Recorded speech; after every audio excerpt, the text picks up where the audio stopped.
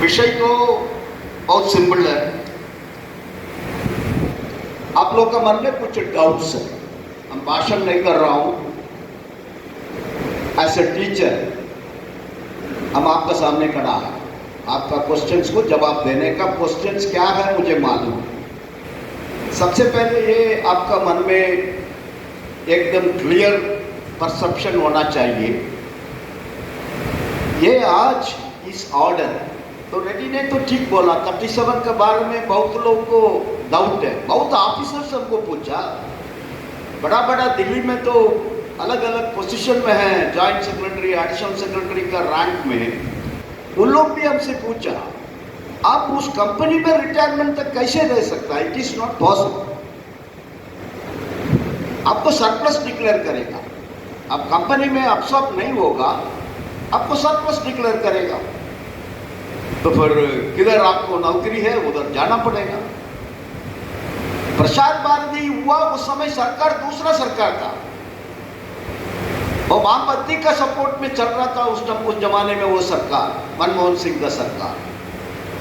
तो इसीलिए उन्होंने प्रसार भारती का कर्मचारी को, मतलब ऑल इंडिया रेडियो और दूरदर्शन का कर्मचारी को, उनका रिटायरमेंट तक उधर ही रहने का नोटिफिकेशन इश्यू किया। लेकिन आपको ऐसे कैसे होगा? इस सरकार नहीं करेगा। लेकिन हम लोग को विश्वास था, इसीलिए all India defence employees federation Madras high court में पिटीशन दाखिल किया। उसमें दो विषय रखा हमने। एक तो ये कॉर्पोरेटाइजेशन गलत डिसीजन है, कॉर्पोरेटाइजेशन में इस देश को कोई फायदा नहीं है। सरकार का उद्देश्य है कॉर्पोरेटाइजेशन प्राइवेटाइज करने का। इस सरकार का पॉलिसी है, डिक्लेयर्ड पॉलिसी है, देश में कोई पब्लिक सेक्टर नहीं रहेगा, हम धीरे धीरे उसको प्राइवेटाइज करेगा। तो इसीलिए सरकार का डिसीजन गलत है। 5 मिनिस्टर हमको राइटिंग में आश्वासन दिया, अलग अलग कमिटी कॉर्पोरेटाइजेशन को सिफारिश करने के बाद, वो सब आपको मालूम है, नायर कमेटी, गेरकर कमेटी, जाफा कमेटी, ऐसा अलग अलग कमेटी ने सिफारिश किया। उस समय हम लोगों ने हड़ताल में गया, आंदोलन किया, मिनिस्टर लोग ने बुलाया, बातचीत किया, राइटिंग में आश्वासन दिया, इंक्लूडिंग बीजेपी का मिनिस्टर, बीजेपी पार्टी का बहुत बड़ा नेता, आज वो जिंदा नहीं है, मनोहर पर्रिकर, उन्होंने भी राइटिंग में दिया हम कभी भी ऑर्डिनेंस फैक्ट्रीज को कॉर्पोरेटाइज नहीं करेंगे। इसीलिए ये गलत डिसीजन है करके हम लोग कोर्ट में जाने का डिसीजन लिया। तो हम और हमारा प्रेसिडेंट साहब तो चेन्नई में बहुत बड़ा सीनियर लॉयर है, उनसे डिस्कस किया। उन्होंने बोला देखो ये तो सरकार का पॉलिसी डिसीजन है, उसमें कोर्ट कैसे इंटरफियर करेगा। सुप्रीम कोर्ट का जजमेंट है, बाल्को का केस में, नाल्को का केस में, कोई भी कंपनी कॉर्पोरेटाइज करेगा, प्राइवेटाइज करेगा, वो सरकार का पॉलिसी है, उसमें कोर्ट इंटरफियर नहीं करेगा। तो इसलिए आप कॉर्पोरेटाइजेशन के खिलाफ में केस आपका फेवर में नहीं आएगा, उन्होंने स्पष्ट बोला। फिर हम लोग ने बोला ठीक है नहीं आने दो, लेकिन ये तो पॉलिटिकल डिसीजन है ना, कैसे एनपीएस पॉलिटिकल डिसीजन है, ये भी पॉलिटिकल डिसीजन है, उसका मतलब रूलिंग पार्टी बदल हो जाएगा तो डिसीजन भी बदल हो सकता है। अब कितना स्टेट में कांग्रेस रूलिंग में आया, उन्होंने एनपीएस को खत्म करके ओपीएस कर दिया। अभी इस स्टेट में वामपंथी का रूलिंग था, तब ओपीएस नहीं आया, ममता बनर्जी भी ओपीएस नहीं किया। अभी ये सरकार क्या करेगा मालूम नहीं, ये सब पॉलिटिकल डिसीजन है। तो इसीलिए हम इसको विरोध नहीं करेगा। कल हम कोई सरकार बदल होने के बाद उनका पास जाएगा, ये कॉर्पोरेटाइजेशन का डिसीजन, वो पुराना गवर्नमेंट का गलत डिसीजन है, उसको विड्रॉ करो करके, तब वो सरकार हमको पूछेगा आप इसको क्यों विरोध नहीं किया। अभी उस सरकार ने किया, उस समय तुम लोग कुछ नहीं किया, अभी हमको आके बोल रहा है ये इसको वापस को ऑर्डिनेंस फैक्ट्री बोर्ड को वापस लेके आओ, ये सवाल हम लोग से पूछ सकता है। तो इसीलिए हमको इसमें लड़ाई करना ही पड़ेगा, हमको फाइट करेंगे, बाद में जजमेंट क्या होगा होगा। लेकिन दूसरा हमारा विषय क्या है, I am recruited as a government employee, हमको नहीं बोला, हमारा रिक्रूटमेंट का समय, हमारा तो एडवर्टाइजमेंट आया, नोटिफिकेशन हमको भर्ती करने के लिए, नहीं तो हमको इंटरव्यू लेटर दिया, उधर किधर भी नहीं लिखा हम आपको कभी भी कंपनी का कर्मचारी बनेगा, आपका सर्विस कंडीशन हम बदल करेगा, किधर लिखा? नहीं लिखा ना। अपॉइंटमेंट ऑर्डर है, वही तो फाइनल डॉक्यूमेंट है, वो प्रेसिडेंट ऑफ इंडिया का साथ हमारा तो कॉन्ट्रैक्ट है, उसमें 1000 कंडीशन लिखा है, आप सबको मालूम है, 2 शादी नहीं करना लिखा है ना। तो हम भी अग्री किया, हम 2 शादी नहीं करेंगे, हम नौकरी में आए, लेकिन उसमें ये लिखा है सरकार at any point of time हम आपको कंपनी का कर्मचारी बनेगा। तो ऐसा परिस्थिति में हमको जबरदस्ती उस कंपनी में कैसे डालेगा? हम क्यों सरप्लस में जाएंगे? Why should I go on surplus? हमारा क्या गलती है? हमने नहीं मांगा, हमसे पूछा, हमको डीम्ड डेपुटेशन में भेजने के लिए हमसे पूछा, हमसे नहीं पूछा ना। तो इसलिए ये दोनों विषय कोर्ट में हमको फाइट करना है। अल्टीमेटली फिर हम लोग ने रिट पिटीशन दाखिल किया। उस रिट पिटीशन वही बहुत इंपॉर्टेंट है, अभी हमने इसको सर्कुलेट भी किया। हमारा तो फेडरेशन का office bearer, executive member, JCA member का एक वीडियो कॉन्फ्रेंस मीटिंग हुआ, उसमें सभी लोग ने हमको बोला, अब बार बार बोल रहा है सरकार ने कोर्ट में आश्वासन दिया, उन्होंने काउंटर एफिडेविट में ये अश्योरेंस दिया, उसको क्यों सर्कुलेट नहीं कर रहा है? उसको सर्कुलेट करिए। बोला हमारा क्या प्रॉब्लम है, ये क्या कोई सीक्रेट डॉक्यूमेंट है? सर्कुलेट करेंगे। हमने सर्कुलेट भी किया, उस पर स्पष्ट लिखा है ना, क्या लिखा है? Till such time the employees remain on deemed deputation to the new entities, मतलब new DPSUs, they shall continue to be subject to all rules and regulations as are applicable to the central government servants. Their pay scale, allowances, leave, medical facility, career progression and other service condition will also continue to be governed by the extant rules, regulations and orders as are applicable to the central government employees. ये हमारा document नहीं, Madras high court में सरकार ने क्या दाखिल किया वही है। इसमें किधर भी लिखा हम आपको सरप्लस डिक्लेयर करेगा, नहीं लिखा ना। उसका बाद इसी कंपनी में हमको रहना, हमको क्यों आप दूसरा जगह में डालेंगे? उसको भी सरकार ने जवाब दिया। Para number 55 C and A and B पढ़िए, ये पब्लिक डोमेन में है, सभी व्हाट्सएप ग्रुप में है, आप लोग पढ़ा नहीं पढ़ा मुझे नहीं मालूम, लेकिन है। उसमें क्या बोल रहा सरकार? It is humbly reiterated, humbly court को बोल रहा है, अब बहुत रेस्पेक्ट से कोर्ट को बोल रहा हूं, अब रीइटरेट कर रहा हूं, the employees will continue to be central government employees on deemed deputation to the new corporation unless, ये बहुत इंपॉर्टेंट है, unless they themselves opt to get a permanently absorbed in these new corporations. Hence there is no violation of any fundamental right. इसका अलावा आपको क्या चाहिए comrades? इतना बड़ा अश्योरेंस सरकार ने दिया कोर्ट में, ठीक है, 5 मंत्री ने हमको राइटिंग में दिया हम कॉर्पोरेटाइज नहीं करेंगे, सरकार कोर्ट में बोल दिया, वो उस समय का पॉलिसी है, अभी हम पॉलिसी बदल कर दिया, लेकिन कोर्ट में नहीं बोल सकता ना, कंटेम्प्ट ऑफ कोर्ट हो जाएगा, कोर्ट में ये नहीं बोल सकता। तो इसलिए इसी विषय को लेके अभी रेड्डी साहब ने बताया ना, हम लोग बहुत आंदोलन किया, लेकिन नोटिफिकेशन सरकार इशू नहीं किया। 11/5 को हम लोग सब देहरादून में था, 7, 8, 9 हमारा अधिवेशन था AIDF का, संडे का दिन हम लोग आया देहरादून में। 11 को कैबिनेट सेक्रेटरी का नया बिल्डिंग में, प्रधानमंत्री का बिल्डिंग इस तरफ है, कैबिनेट सेक्रेटरी का बिल्डिंग इस तरफ है, उधर मीटिंग हुआ। उस मीटिंग में यही विषय AIDF ने रेज किया, मिनट्स आप पढ़िए। दूसरा कोई भी उसमें बहुत लोग था, हमारा ही डिफेंस का 3 लोग था, किसी ने इस विषय के बारे में चर्चा किया, मिनट्स पढ़ी। It is only AIDF, cabinet secretary का मुंह में बोला साहब ये तो आपका आश्वासन है। इस आश्वासन को मद्रास हाई कोर्ट ने एक्सेप्ट किया, उनका जजमेंट में ये सब रिफ्लेक्ट हो गया। अभी 2024 में जजमेंट आ गया, it is now 2 years, more than 2 years। अब अभी तक इस जजमेंट को इम्प्लीमेंट नहीं कर रहा है, it amounts to contempt of court. आपका ऊपर कंटेम्प्ट ऑफ कोर्ट फाइल करने का हम लोग का टाइम आएगा, अब चुप नहीं बैठ सकता 2 साल ये कोर्ट जजमेंट इम्प्लीमेंट करने के लिए, नहीं तो फिर आपको अपील जाना पड़ेगा। आप अपील नहीं किया, अपील भी नहीं कर सकता, कारण ये आपका आश्वासन है, आपका आश्वासन के खिलाफ में आप अपील करेगा। इतना आर्ग्यूमेंट उनका सामने होने के बाद ही उन्होंने आश्वासन दिया, हमारा नेतृत्व में, मतलब कैबिनेट सेक्रेटरी का नेतृत्व में तो ग्रुप ऑफ सेक्रेटरीज बनाया। उस सेक्रेटरी कमेटी 2-3 दिन का अंदर उनका recommendation ego empowered group of minister को सबमिट करेगा। उनका अप्रूवल के बाद आपका डीम्ड डेपुटेशन रिटायरमेंट में रहने तक ऑर्डर हो जाएगा।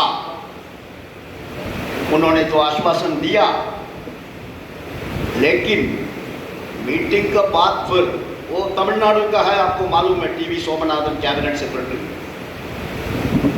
उनसे हम तमिल से पूछा, हम लोग सब ग्रुप फोटो के लिए नीचे आ रहा था, हम उनसे तमिल से पूछा, साहब आपका ऊपर हम विश्वास रख सकता है? उन्होंने तमिल में हमको जवाब दिया, क्यों आप क्यों डाउट कर रहा? बोला साहब 45 साल का अनुभव है ब्यूरोक्रेट का साथ, मीटिंग में बोलता है, मीटिंग में आश्वासन करता है, लेकिन बाद में उल्टा करता है, मिनट्स में भी उल्टा रिकॉर्ड करता है, ऑर्डर भी उल्टा आता है, फिर हमको 10 साल फाइट करना पड़ेगा। ये 62,000 एम्प्लॉइज और उनका फैमिली का भविष्य का विषय है, so you have to take it very seriously. उन्होंने बोला नहीं, आप हमको ऊपर बिलीव रख सकता है, हम जल्दी से जल्दी आपका कार्रवाई करेंगे, लेकिन हम भी इतना जल्दी से सरकार का ऑर्डर आएगा एक्सपेक्ट नहीं, कारण सितंबर तक आपका डीम्ड डेपुटेशन तो है ऐसा ही। 11 तारीख मीटिंग हुआ, 22 तारीख तक मिनट्स इश्यू हो गया, 15 जून को आपका हाथ में ऑर्डर आ गया। ये केवल all India defence employees federation का अचीवमेंट है। अब ठीक है, उसमें सभी कर्मचारी यूनाइटेड था, अप्रिशिएट कर रहा हूँ। यूएफओई यूनाइटेड फोरम ऑफ एम्प्लॉइज हमने बनाया, इंक्लूडिंग आईओएफएस ऑफिसर। अभी आईओएफएस ऑफिसर एसोसिएशन हम लोग का साथ कोई आंदोलन में नहीं आया। हाँ ठीक है, कॉर्पोरेटाइजेशन का लड़ाई में उस जमाने में पीछे हमको सपोर्ट करता था, आगे नहीं आता था, लेकिन अभी इस समय आईओएफएस एसोसिएशन भी हम लोगों के साथ आ गया, जॉइंटली दस्तखत किया, ये सब हुआ। जॉइंटली हम लोग अब्सॉर्प्शन पैकेज मीटिंग बॉयकॉट किया, 6 मीटिंग रखा, 3 मीटिंग बॉयकॉट किया, सरकार ने खुद बाकी 3 मीटिंग को अबॉलिश कर दिया, अबैंडन कर दिया। ये सब है, हम अभिनंदन कर रहा हूँ, वर्किंग क्लास का यूनिटी के लिए हम अभिनंदन कर रहा हूँ, लाल सलाम पेश रहा हूँ, वो सब ठीक है, लेकिन अल्टीमेटली एआईटीएफ का इस कोर्ट केस में सरकार ने ये आश्वासन दिया ना, that has only helped us in fighting out the case and getting this historical notification issued, comrades। ये आपको समझ में आना चाहिए।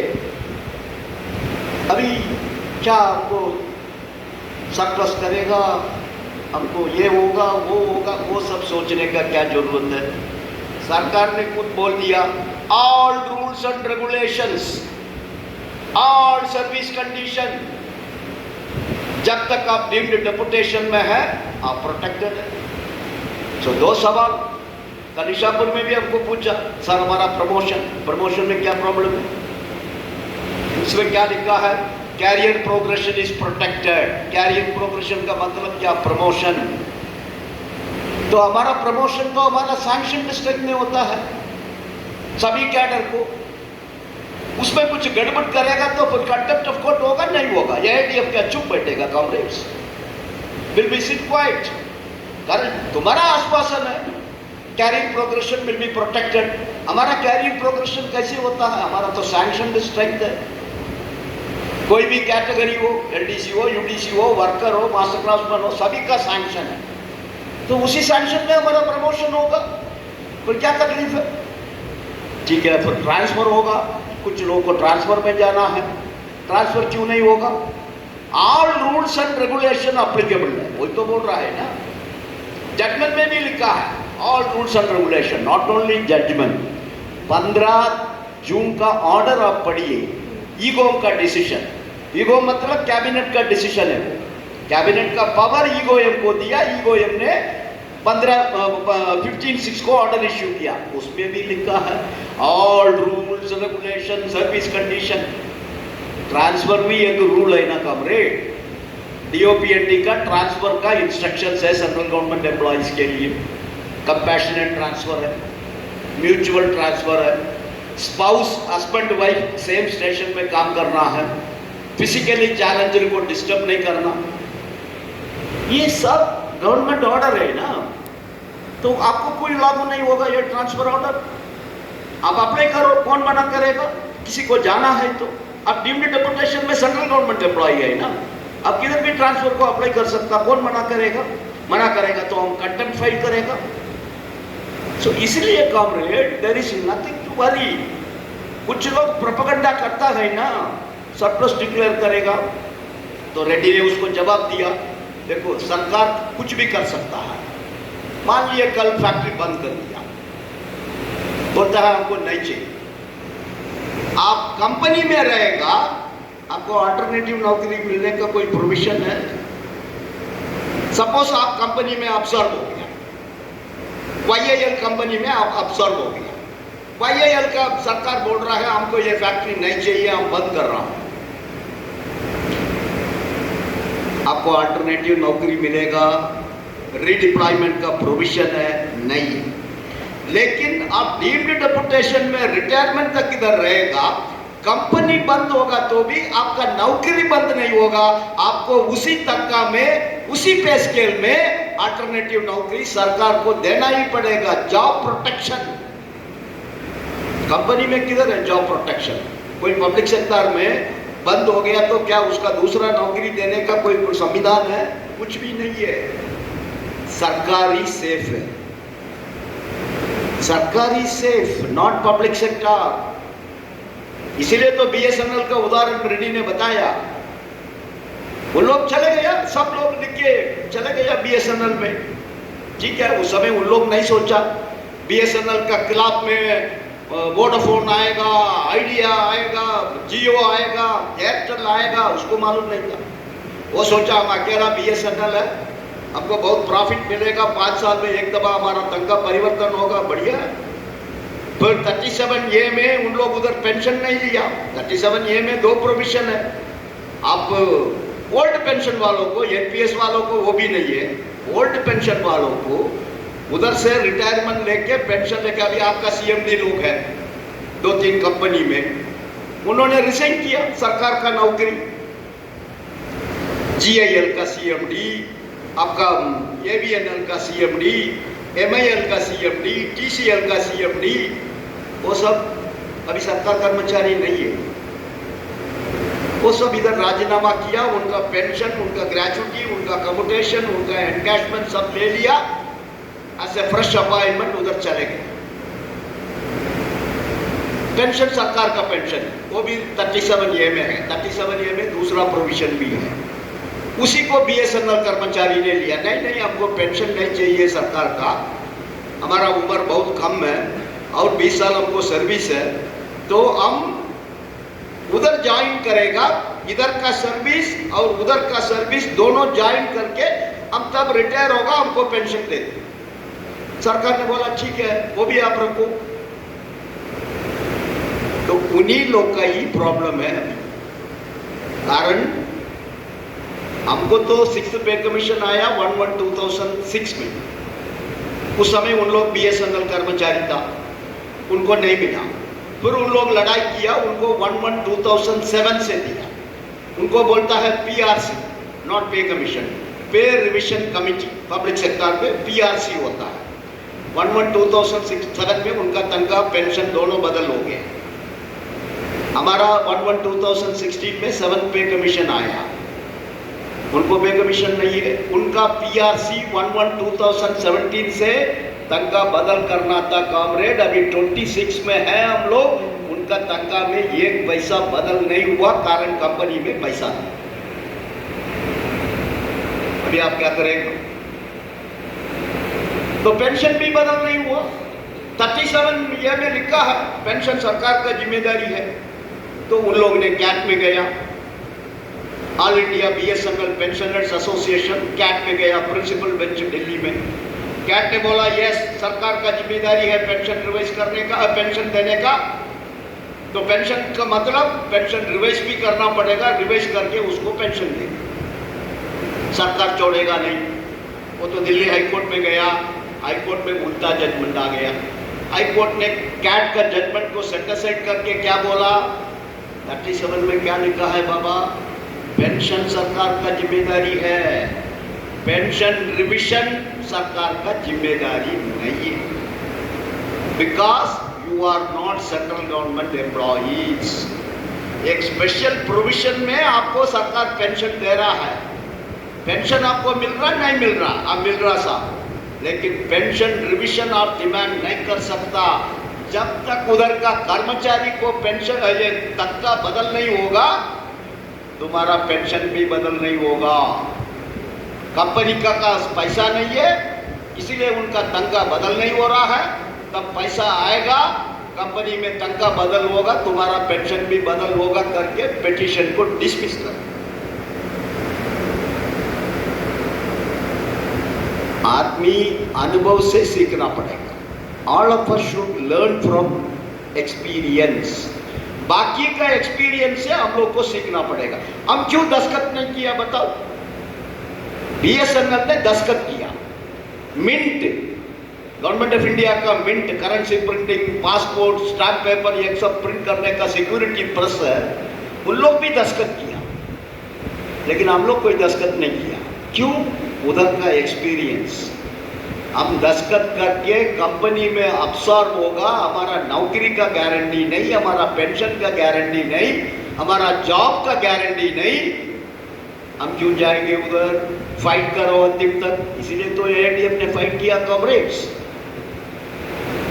NPS, जब तक आप सरकार में हैं, आपको पुराना पेंशन को फाइट करने का अधिकार है। You have got a right to fight for the old pension scheme because you are a government employee। आप NPS कर्मचारी कंपनी में जाएगा, NPS कंटिन्यू करेगा, वही तो बोल रहा, कैबिनेट का डिसीजन में वही है। अब NPS में जाएगा तो NPS आपको उधर कंटिन्यू करेगा, लेकिन non contributory old pension scheme claim करने का अधिकार आपको रहेगा, it will not be there. तो फिर इधर रहेगा तो अभी फाइट कर रहा है ना, बहुत लोगों को ओल्ड पेंशन AITF ने दिलाया। फैमिली पेंशन का प्रोविजन नहीं था, अभी फैमिली पेंशन आ गया NPS में। कोई भी एम्प्लॉय का डेथ हो गया अचानक, उसका फैमिली इज प्रोटेक्टेड, वो सब पुराना पेंशन में आएगा। ग्रेजुटी नहीं था, उसका सुविधा हो गया।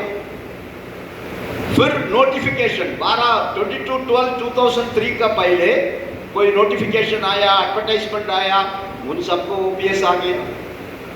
अभी अनकम्बा कंपैशनेट अपॉइंटमेंट 31/12/2003 का पहले किसी का भी डेथ हो गया, उसका फैमिली एप्लीकेशन दिया कंपैशनेट अपॉइंटमेंट को, उनका अपॉइंटमेंट 4 में, 5 में, 7 में, 8 में, कभी भी हो, वो पुराना पेंशन में आएगा।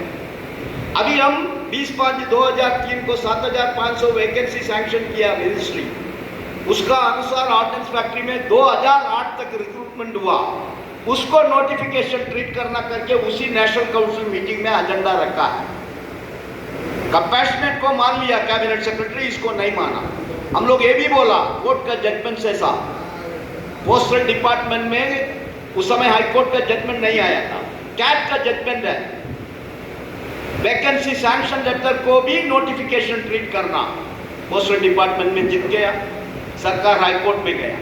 हमारा ये डिफेंस का कर्मचारी प्रिंसिपल बेंच कैट में, इलाहाबाद कैट में जीत गया, वो हाई कोर्ट में गया। लेकिन अभी एर्नाकुलम केरला हाई कोर्ट का जजमेंट आ गया, कैट का जजमेंट करेक्ट है करके तुरंत हमने सरकार को चिट्ठी लिखा फेडरेशन की तरफ से। ये नेशनल काउंसिल में हम लोग ने रेज किया, आपने एग्री नहीं किया, लेकिन अभी हाई कोर्ट ने खुद जजमेंट दिया उस वैकेंसी लेटर को नोटिफिकेशन ट्रीट करना कर। ये सब अधिकार कॉमरेड। आप सरकार में रहेगा तो मिलेगा, सरकार में नहीं रहेगा तो ये सब कैसे मिलेगा? देखिए उसमें पीएसयू में कैफेटेरिया अलाउंस, एक कैफेटेरिया अलाउंस आपको 26% बोल रहा है। वो 26% में क्या क्या है? चिल्ड्रन एजुकेशन अलाउंस नहीं मिलेगा, एलटीसी नहीं मिलेगा, ब्रीफकेस अलाउंस नहीं मिलेगा, कुछ भी अलाउंस आपको नहीं मिलेगा एचआरए छोड़ के। ये सब कैफेटेरिया का ऊपर है। ये कैफेटेरिया 26% कब मिलेगा? कंपनी प्रॉफिट में है तो। कंपनी लॉस में है वो 15% भी कर सकता, 5% भी कर सकता, लेकिन आपका ट्रांसपोर्ट अलाउंस कम नहीं कर सकता सरकार में, सीसीए कम नहीं कर सकता। अभी हमने children education allowance CA demand किया पोस्ट ग्रेजुएशन तक, कुछ ना कुछ तो आएगा ना पे कमीशन में। पोस्ट ग्रेजुएशन नहीं दिया, ग्रेजुएशन तो देगा।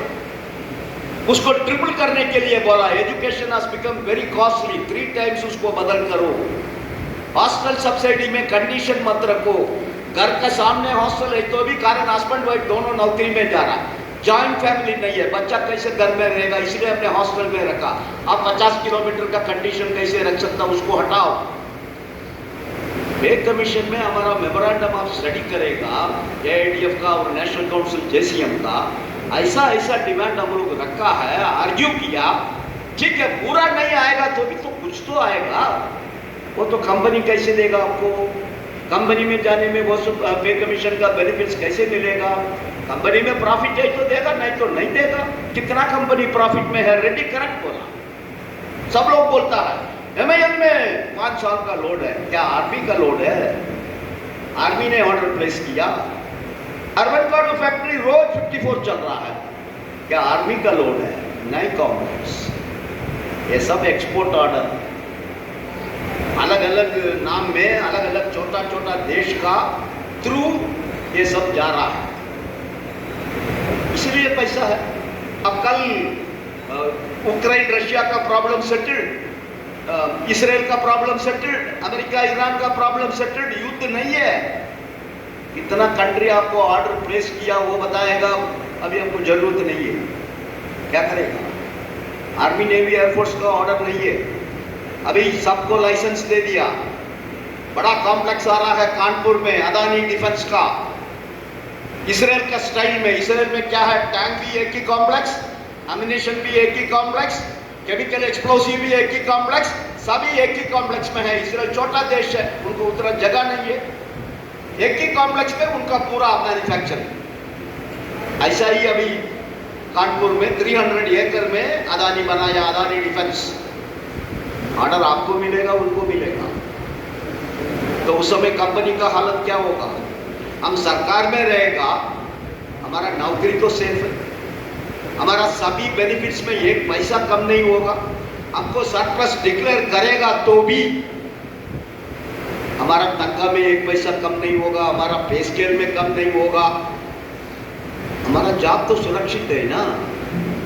लेकिन वो परिस्थिति आने का चांस बहुत कम है, कारण ऐसा आसान में ये ऑर्डिनेंस फैक्ट्री सरकार बंद नहीं कर सकता, कारण it is a strategical industry है, सरकार को भी ये मालूम है। इसीलिए हम लोग को ये मन में रखना है, इस अश्योरेंस का खिलाफ में, इस अश्योरेंस तो सरकार ने कोर्ट में दिया, इसका खिलाफ में 1 इंच भी सरकार इस तरफ उस तरफ जाएगा, all India defence employees federation है ना कॉमरेड्स, ठीक है, तो हम लोग है ना आपको फाइट करने के लिए। हम क्या छोड़ के जाएगा? आज इस लीडरशिप है, कल दूसरा लीडरशिप आएगा, लेकिन ये तो फेडरेशन ऑफिस का रिकॉर्ड में रहेगा ना उस जनरेशन को फाइट करने का। तो उतना बड़ा काम आपके लिए all India defence employees federation ने किया। देयरफॉर कॉमरेड्स, आपका मन में कोई